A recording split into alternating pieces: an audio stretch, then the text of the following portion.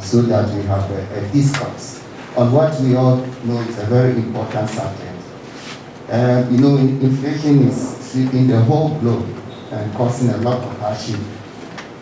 And this has been brought upon largely by the COVID-19 and Russia-Ukraine war.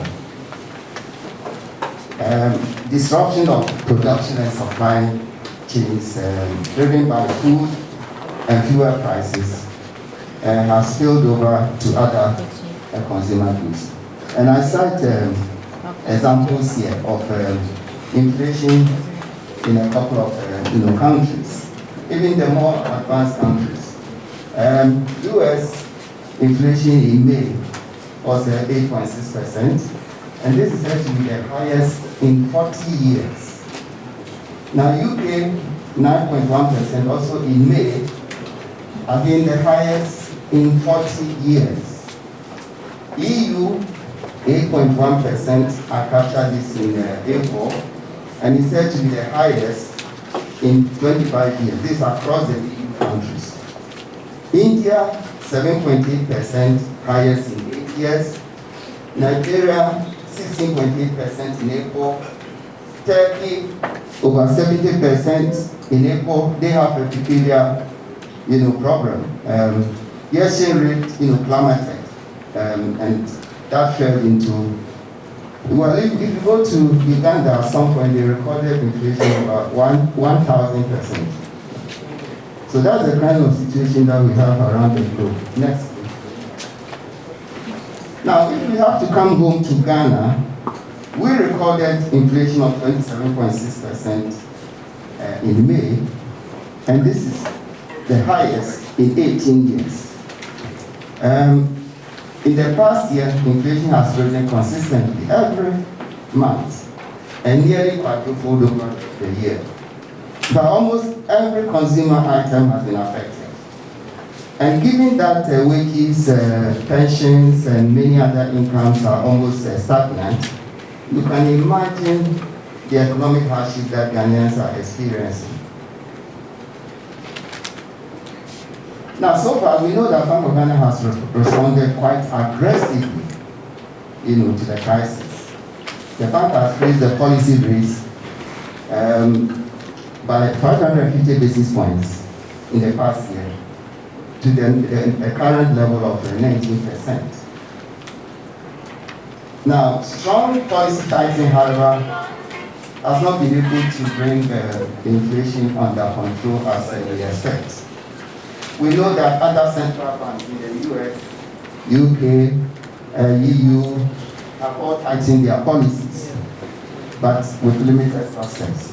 So what lesson do we learn from this? It seems that, the world is experiencing a different kind of inflation. And that is what is, driving, motivating us to, bring all of it together so that we all discuss it and learn lessons from it and see how we can, take it forward. Now, the next topic, subtopic, is inflation management. In other words, I want to take you quickly through the way that we've been trying to manage inflation in Ghana. Now, Bank of Ghana adopted inflation targeting framework in 2007. Replacing the previous monetary targeting framework. Now, unlike monetary targeting that targets money supply directly, inflation targeting does not target money supply directly, but it goes straight after the inflation without going through money supply. That's how it operates. Now, when I introduced inflation targeting, at the time that the bank felt that the link between money supply and inflation, that's a common relationship in economics. It's called the quantity theory. They, according to their judgment, that link has broken down. This normally happens if, given the structure and financial, changes taking place in the economy. So, by their judgment, this link was broken or tenuous, and therefore they decided to abandon targeting framework and adopted the IT framework. Now, the IT framework looks at a broad range of information on the economy, and then the Bank of Ghana or the central bank will adjust the policy rates. This is the rate that the bank lends to, commercial banks. And faced with this high cost of credit, commercial banks will also are expected to raise their rates on various consumer loans that they give to the public. And faced with this high cost of credit, consumers in principle are expected to borrow less.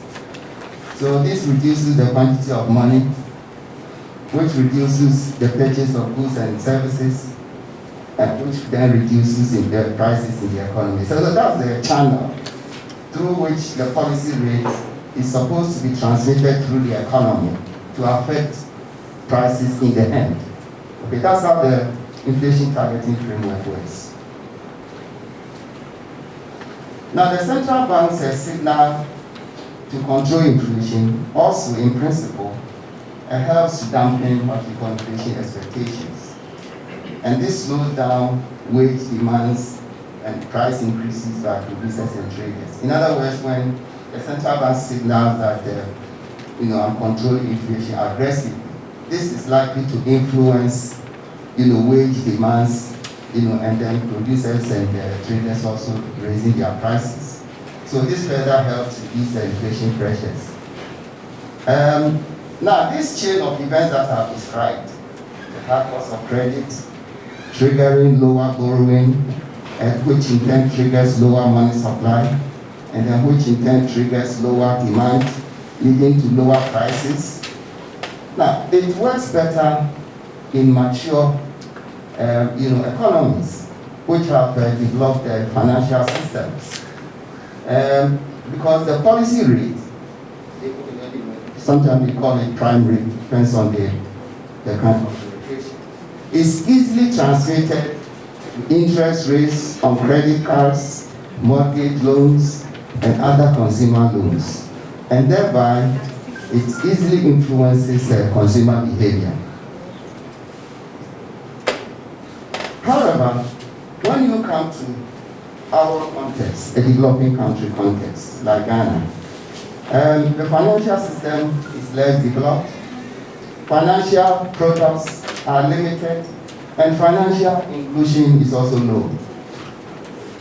Now, in this country, consumers do not encounter interest rates on a regular basis because they use credit cards, mortgage loans, consumer loans to a very limited extent.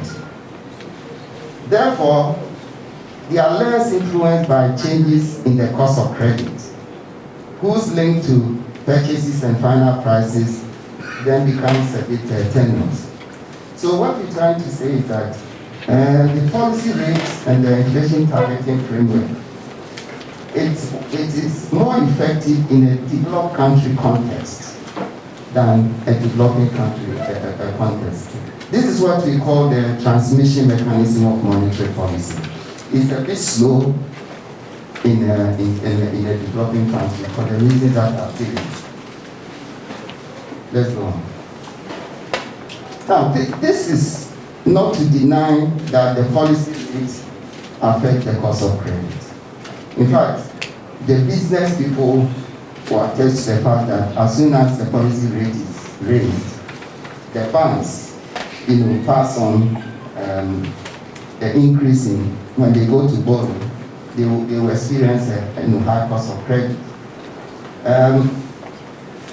They may therefore reduce their borrowing and investments, which from that angle also helps economic growth. They may also pass on the high credit costs in higher prices of their goods and services, causing even more inflation.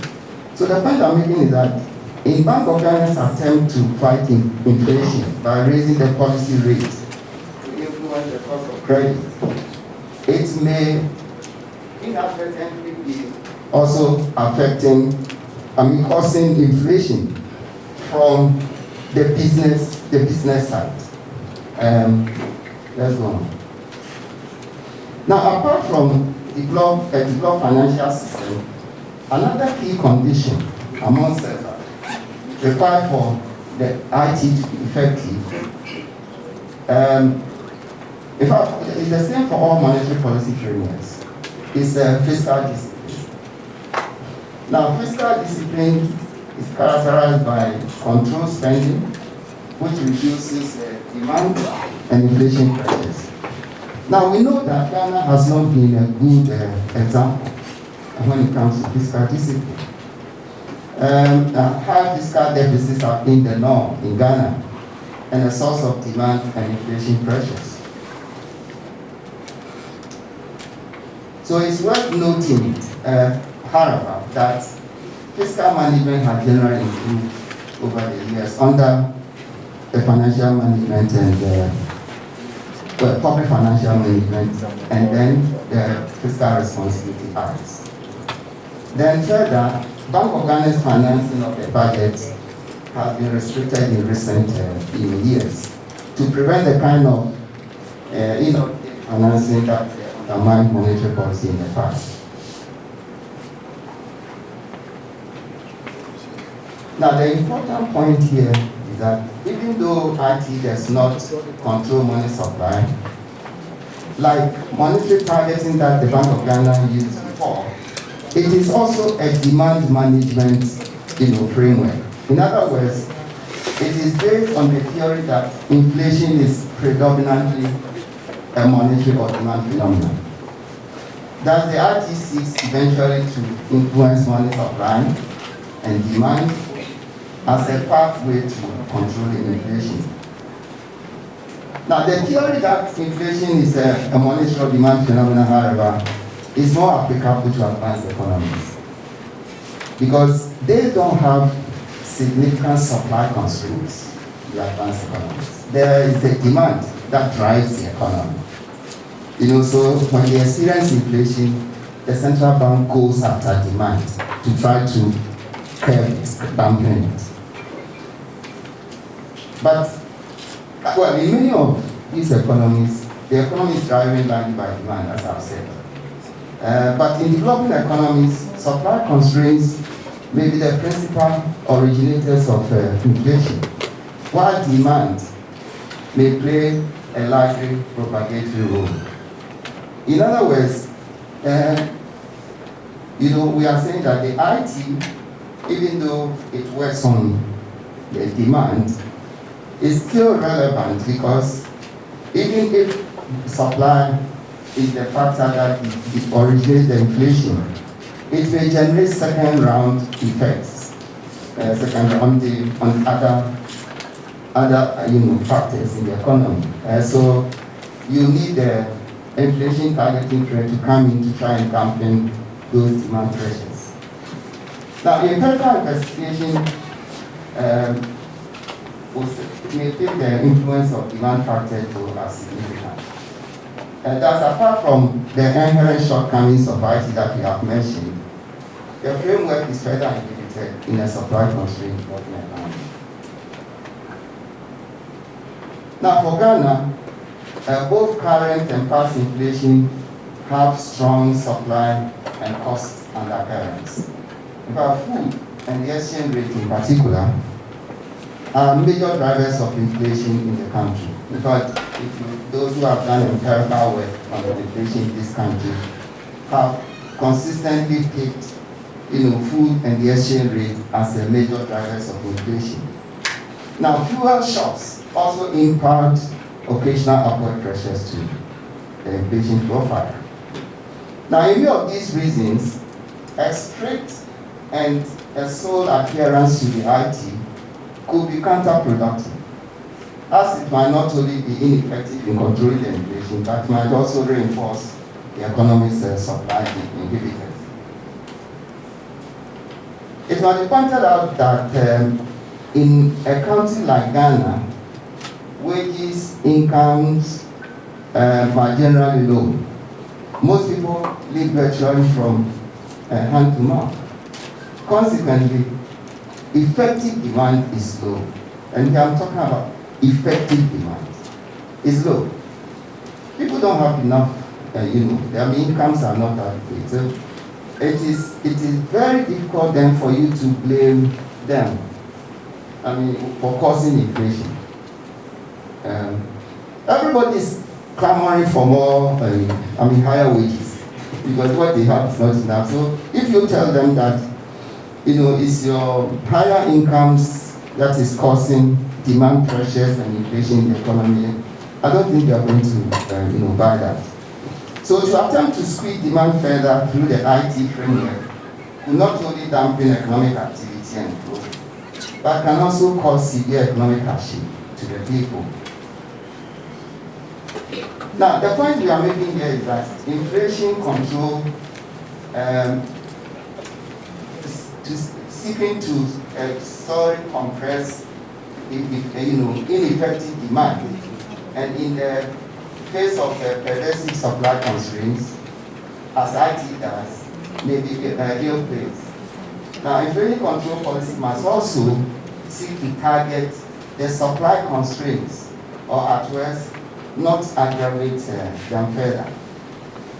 By saying this, we are not suggesting that necessarily it is not that it's not necessary to control demand factors in developing economies. That's not what we're saying. Because as we have said, even if they do not originate inflation, they may generate second round effects. And this may still have to be contained. As we reported above, even mature economies are now struggling to bring inflation under control because of the severity and persistence of the costs, and also in view of the strong supply rather than the demand undercurrents.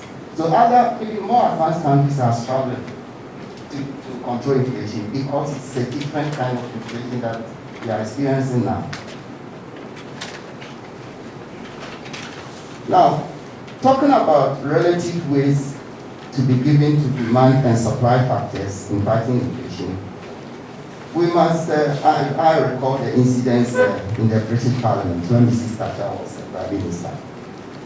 Now, one day during the PM question time, one Labour minister suggested that the PM's obsession with monetarism, that's excessive belief in money supply as the cause of inflation and so on.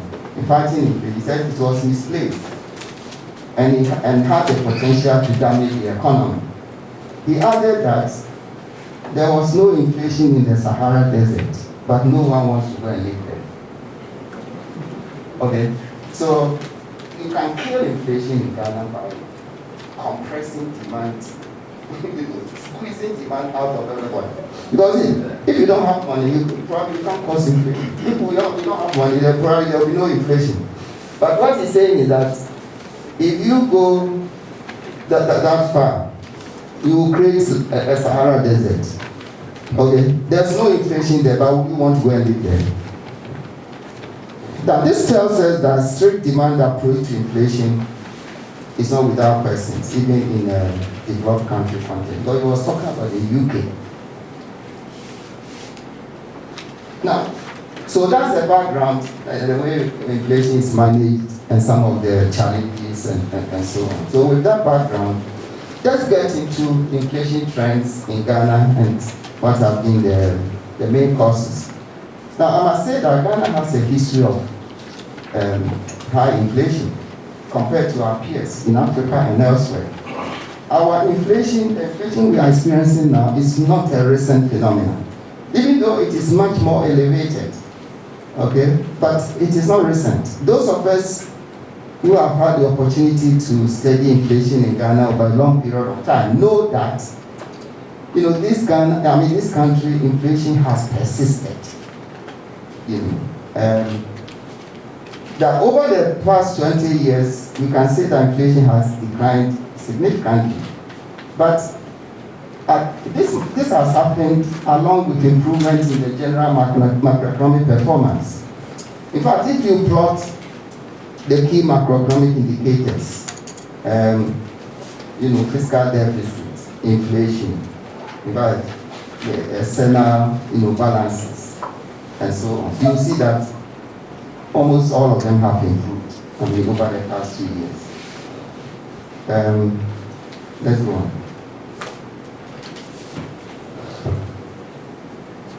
Now, fiscal policy has been mostly expansionary and has been a source of demand pressures. Now, government spending supported by borrowing increases money supply, aggregate demand, and inflation. Now, government borrowing to finance the deficit also increases interest rates and the cost of production. That can be passed on in higher prices. So, fiscal policy has been a source of inflation in this country. Let's go on. In fact, fiscal policy is more inflationary if the expenditure is even more wasteful and not productive. If, however, the expenditure is more productive, such as in the form of investments, then of course, down the line, you expect that that will generate growth in the future. So that could be helpful. But when it's wasteful, now we know that Ghana expenditure has been increasingly dominated by recurrent expenditure at the expense of capital expenditure. If you look at our budgets, you will see that the recurrent, or what people now call consumption, part of expenditure has been expanding rapidly whilst we've been squeezing development expenditure. And this is not good enough for the long-term growth of the economy. In fact, some of us have done some work that has shown that fiscal policy in Ghana has been largely macroeconomically destabilizing. It has destabilized this economy whilst having limited impact on economic growth. Yes, go on. Now, in recent years, the deficit has escalated, fueled by COVID, energy, and financial sector costs. So clearly, fiscal policy has been fueling inflation. Then, food constitutes another important source of inflation in Ghana, because we've experienced occasional food production deficits. There are storage, preservation, and processing inadequacies, bottlenecks in getting foods from the farm pits to the markets. So we have had food being a major source of inflation and the cost of living in the country. Go on. Now, if you look at our consumer CPI basket and the weights, the items in the CPI basket are weighted depending on the importance Ghanaians attach to those items. Now, food alone is given a weight of 43%. Now, what this means is that on the average, every Ghanaian, your budget for the month, your total expenditure, 43% of it goes to food. And the rest goes to buy every other thing. Now, comparative figures for India is 16.8%, US 15.2%, UK 9.2%. UK, on the average, they spend 9% of their budget on food, and they have 91% for every other thing. We spend 43% on food. Okay? So if food supply improved and was made available all year round, the cost of living and inflation in Ghana will be reduced significantly. That's a fact. Let's go on. Now, depreciation of the exchange rate, which is a result of the persistent gap between foreign exchange supply and demand, also affects domestic prices through imports. Now, Bank of Ghana has limited reserves, supplemented by occasional borrowing, to be able to intervene occasionally to stem rapid depreciation. But let's go on. These interventions, however, remain just palliatives because they cannot stabilize the exchange rate on a durable basis. You know, sometimes when I hear people blame Bank of Ghana for exchange rate depreciation, I worked in the Bank of Ghana for 20 years. I have sympathies for them because they just manage the reserves of this country. They cannot create reserves. Now, we'll come to the solution, so maybe let me not get ahead of myself. Now, I'm already saying, only transformative policies that substantially increase foreign exchange earnings and reduce foreign exchange demand would ensure lasting stability of the exchange rate and stem this impact on inflation. This wording here, we have been saying it forever. This wording. As an economist, we've been saying it forever. But somehow we never get there. It doesn't happen. Now, apart from fiscal policy, food, exchange rates, occasional shocks to world oil prices, coupled with multiple taxes and levies in the domestic price build-up, represent also a source of inflation pressure. Let's go on. Now, fiscal policy which impacts demand pressures to the economy may be more amenable to IT as a demand management. In other words, we say that IT can go after fiscal policy because of inflation pressures. It's great. However, when you come to food, exchange rates, fuel, which are the supply factors, they may not be directly amenable to IT. Although I recognize that IT could help mitigate the second round inflation effect that the shocks, initial shocks cause. I recognize that. Now, this is Ghana's inflation. I hope you see it from May 21 to May 22. And you see it's risen from 7.5 to 27.6. Okay, so this is just to show you consistently, see inflation rising all the way, almost quadruple over the period. So this is just to show you that. Let's go on. Now, the most inflationary items in May among 13, you see that the statistical service divides the items in the inflation basket, in the CPI basket, into 13 main divisions. And some of the items in the 13 main divisions recorded much higher rates of inflation than the average. Now, this where you may not see the figure that well, but I'm quoting, no, go back, let me quote, the figures are quoted in the text. This where transport inflation was 39%. Household equipment and maintenance, 33.8%. Housing, water, electricity, gas, 32.8%. And food and alcoholic beverages, 30.8%. This is compared to the average inflation that was recorded, that was set to 27.6%. Let's go on. I think this is just an enlargement of the graph. Now, I just slotted in this data. I picked it on Ivory Coast, our next door neighbor. And I'm looking at, what their inflation looks like. Now, Ivory Coast inflation, they said it eased to 3.5% in May. They had the figure from 4% in April instead. So in May, when we recorded inflation of 27.6%, Ivory Coast recorded 3.5%. Yeah. Now, this was said to be the lowest reading in since June 2021. And so, and then they have various items within the CPI, and they are showing the inflation. Some of them are negative. You have it here. Okay, food and alcoholic, non-alcoholic, 5.2%. That's what we always want, if you remember, 30 point something %. Fresh vegetables, and some were even negative. That is, the prices have come down.